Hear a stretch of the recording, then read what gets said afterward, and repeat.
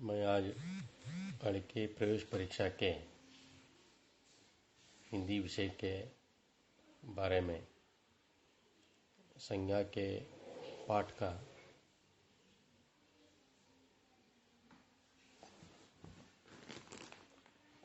संज्ञा के पाठ के बारे में बता रहा हूँ मैं। और के क्लास में हिंदी पहला पाठ व्याकरण के वो है संज्ञा। व्याकरण में व्यक्ति, पदार्थ, प्राणी या स्थान का भाव का नाम सूचित करता है, उसे संज्ञा कहते हैं। वो संज्ञा वो इंग्लिश में नाउन ऐसे बताया जाता है। वो संज्ञा में दो भेद होता है, एक पदार्थवाचक और भाववाचक। पदार्थवाचक और भाववाचक, उसमें पदार्थवाचक में दो भेद होता है, व्यक्तिवाचक और जातिवाचक। व्यक्तिवाचक और भाववाचक एक भेद होता है। पदार्थवाचक उसमें दो भेद होते हैं, व्यक्तिवाचक और जातिवाचक। इस भाववाचक पहले हम व्यक्तिवाचक संज्ञा के बारे में समझ लेना चाहिए। व्यक्तिवाचक जिस संज्ञा से विशिष्ट एक हो प्राणी या पदार्थ या उनके एक ही समूह बोध होता है, उसे व्यक्तिवाचक संज्ञा कहते हैं। उदाहरण अविनाश, शोभा, सिंह, हिरण्य। वो नाम के बारे में सूचित करता है, उसे हम व्यक्तिवाचक संज्ञा कहते हैं। और दूसरे जातिवाचक संज्ञा। जातिवाचक संज्ञा में जिस संज्ञा से किसी जाति को संपूर्ण प्राणी या पदार्थ या समूह को बोध करता है, उसे जातिवाचक संज्ञा कहते हैं। वो इंग्लिश में अब्स्ट्रैक्ट प्रॉपर नाउन कहलाता है, उसे हम हिंदी में जातिवाचक संज्ञा कहते हैं। जिस संज्ञा से किसी जाति को संपूर्ण प्राणी या पदार्थ या समूहों का बोध करता है, उसे जातिवाचक संज्ञा कहते हैं। उदाहरण है बालक, मानव, औरत, नदी, पर्वत, किताब, नाटक। ये सभी उदाहरण हम जातिवाचक संज्ञा के बारे में सूचित करते हैं। और इसमें अगला एक भेद होता है समूहवाचक संज्ञा, कलेक्टिव नाउन। इंग्लिश में उसको कलेक्टिव नाउन समझते हैं। समूहवाचक जिस संज्ञा समूह को सूचित करता है, उसे समूहवाचक संज्ञा कहते हैं। जिस संज्ञा समूह को सूचित करता है, उसे समूहवाचक संज्ञा, collective noun. The word denotes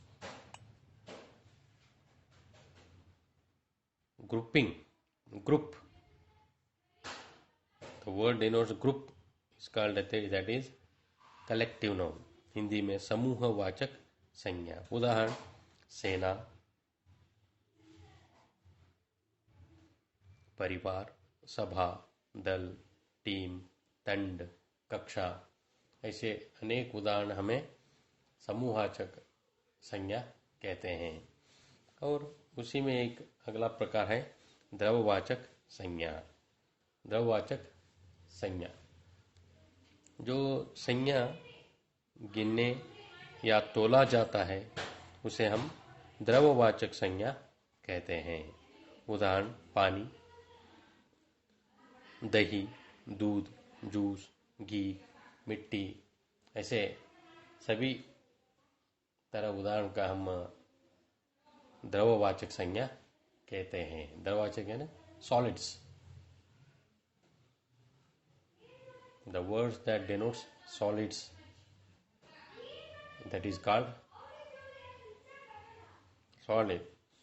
example for solid, द्रववाचक। जो वस्तुएं पानी जैसे दिखते हैं वो सभी द्रववाचक संज्ञा कहते हैं। इस तरह संज्ञा में उनके प्रवेश परीक्षा के लिए बहुत प्रमुख पात्र है। इसे हम अगले आप सभी अनेक उदाहरण के लिखकर प्रैक्टिस करने से वो संज्ञा के बारे में और संज्ञा के भेदों के बारे में सूचित करते हैं। और ये परीक्षा में किसी नीचे दिए गए शब्दों और वाक्यों में संज्ञा को सूचित करना या संज्ञा के प्रकार को सूचित करना, इसी तरह वो प्रश्न देते हैं, उसे आप समझकर अच्छी तरह से समझकर संज्ञा को सूचित करना, रेखांकित करते हैं या संज्ञा के प्रकार सूचित करता है। इस तरह वो 8वीं कक्षा के लिए प्रवेश परीक्षा के लिए संज्ञा के पाठ बहुत प्रमुख है।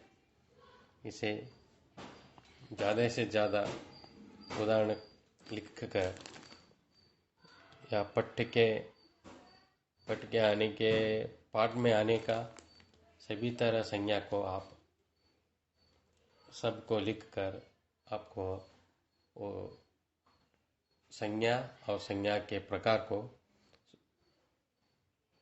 सूचित करना चाहिए। इस तरह आप प्रैक्टिस करके वो पहला पाठ संज्ञा को समझो।